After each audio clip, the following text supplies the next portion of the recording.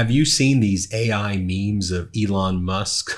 Or Elon Musk has Melania, or this one, Donald Trump and Elon Musk, or this one. Actually, that last one isn't AI. I'm sorry for showing you those disturbing images, by the way, but there's a serious story I want to talk about here, as even Trump voters are now pissed in the ultimate leopards are eating my face moment, that Elon Musk is acting as a co-president with Donald Trump. Trump voters are out there saying, we didn't vote for Elon Musk to be the co-president. And now he's walking around and he's in the meetings with Zelensky. He's meeting with Iran. He's creating fake government agencies called Doge, where he says he's going to get rid of $2 or $3 trillion in government spending. A lot of that goes to Social Security, Medicare, and social service nets that people rely on to actually live. And people are saying, can we get a mulligan here? We didn't really mean to vote for Donald Trump. We don't really want this. This is what you voted for. And it was clear that Elon Musk was going to basically run the show and serve as a co-president, intermingling potentially his business interests with government affairs, and what I believe, in my opinion, is all my opinion, to be the ultimate conflict of interest here. So here's the article from Mediaite. Trump voters and focus groups slam Elon Musk's growing influence. I didn't vote for him. Voters in a focus group who have supported President-elect Donald Trump universally said the incoming president's close relationship with Musk is not a good thing. You think? Axios teamed up with Engage's Sego for a focus group of 14 swing state voters who all voted for Trump in 2016, some of whom swung back his way for the 2024 election. The report published on Friday revealed none of the voters, 0 for 14, were willing to call Musk's relationship to Donald Trump a positive thing. Musk endorsed Trump and was a major supporter of his campaign. Pause there.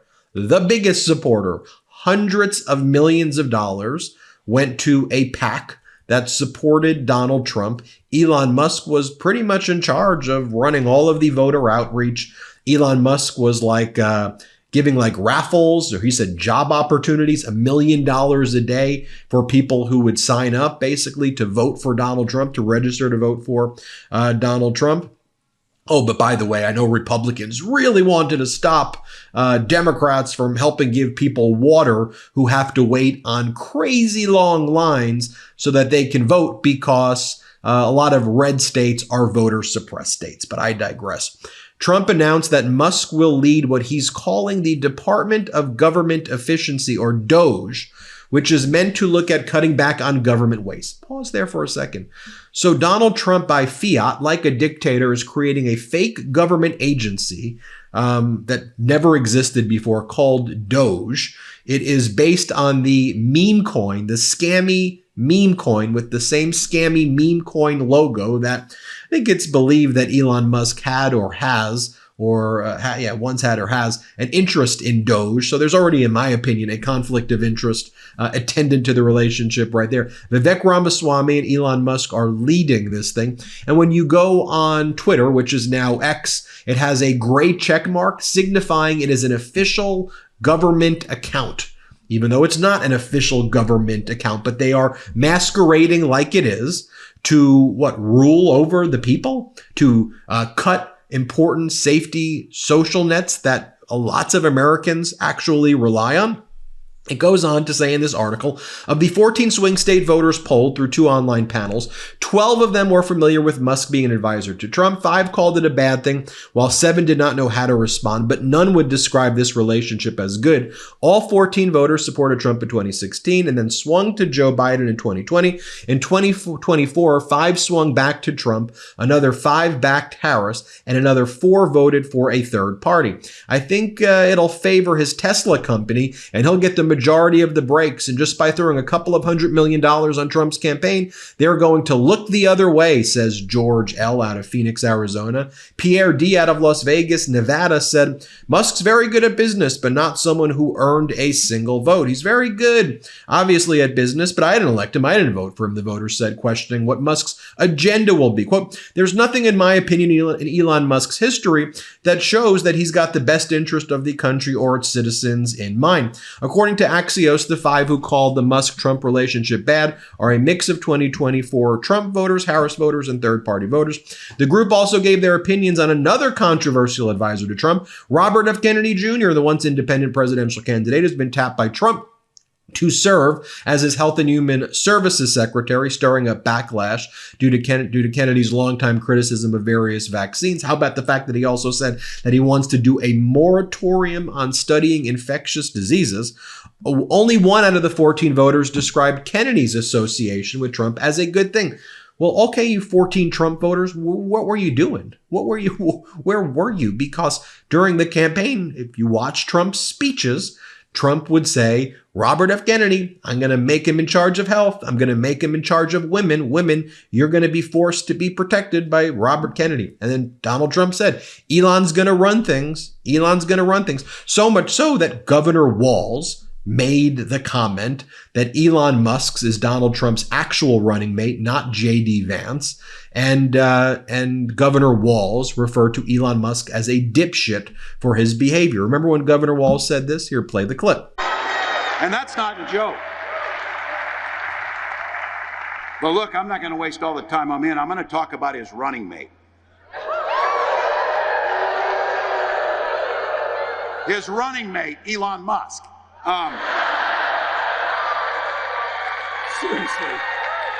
Seriously. Where is Senator Vance after he got asked the simplest question in the world at the debate? Did Donald Trump lose the 2020 election? And after 2 weeks, he finally said, no, he didn't. That's where he's been spending his time. But that's it. So, look, Elon's on that stage, jumping around, skipping like a dipshit on these things. You know it. All right, be honest with me for a second. Have you ever stood in the wine aisle staring at rows and rows of bottles, completely clueless about what to pick? It used to be such a time suck for me until I discovered our next sponsor, Naked Wines. These folks have completely changed the wine game for me.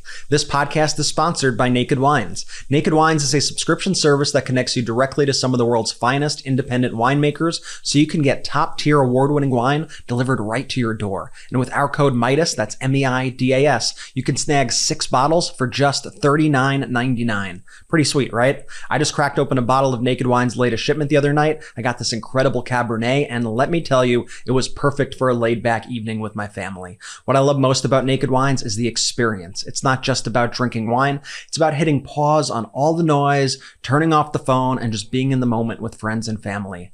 Naked Wines isn't just about great wine. It's about connecting people. They support over 90 independent winemakers from around the world, and each bottle you get has a story behind it. Honestly, I love that. Plus, it's so easy to find something you love because their quiz matches you to bottles based on your taste. Each shipment feels like it's made just for me. And the best part, you could pause or cancel anytime. So even if you got a trip coming up, there's no stress about missing out on your next box of wine. Now is the perfect time to join Naked Wines community. Head to nakedwines.com/Midas and use our code Midas. Remember, that's M-E-I-D-A-S. That's both the code and the password, and you'll get 6 bottles of wine for just $39.99, shipping included. That's nakedwines.com/Midas. Use code Midas for 6 bottles of wine at just $39.99. So now Elon Musk is meeting with world leaders as a unelected, but basically the main ambassador for the United States, although we did not elect him to do that. He's on the phone with Zelensky, and it should be noted that he previously had said some pretty bad things about Zelensky. Before he was posting all those right-wing kind of anti-Zelensky memes. Musk is around Donald Trump like 24/7 now. He was with Donald Trump when Trump spoke to the House Republicans. He got a standing ovation right there. And, one of the messages also that's being sent, in my opinion, is that because Elon Musk is spending hundreds of millions of dollars, potentially billions of dollars now on election, which, by the way, was made possible thanks to the Citizens United decision, which destroyed bipartisan campaign finance reform by saying that corporations are people and have a First Amendment right to contribute unlimited funds in campaigns, without any types of safeguards or checks or balances. That decision was, 12, 15 years ago.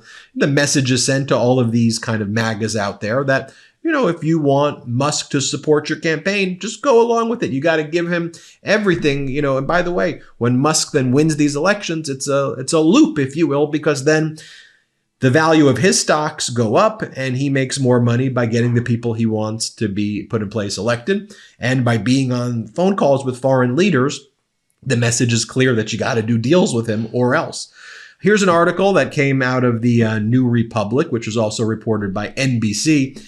They claim that Elon Musk is pissing off everyone on Trump's team because he's behaving like the co-president. He's taking credit for Trump's win. He's bragging how it was his PAC and X, which was Twitter, that allowed Trump to win and that Trump should be indebted to him.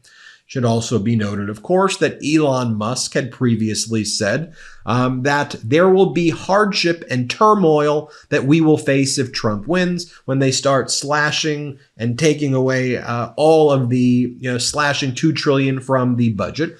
And now we're seeing economists, some are predicting even a better chance of recession than this, but at least a 75% chance of a recession now. But this is what Elon Musk warned about. He said, I'm going to inflict hardship on you. If you're going to have hardship. You're going to face a ton of hardship. Now, here are just some reactions on Reddit to all of this right now.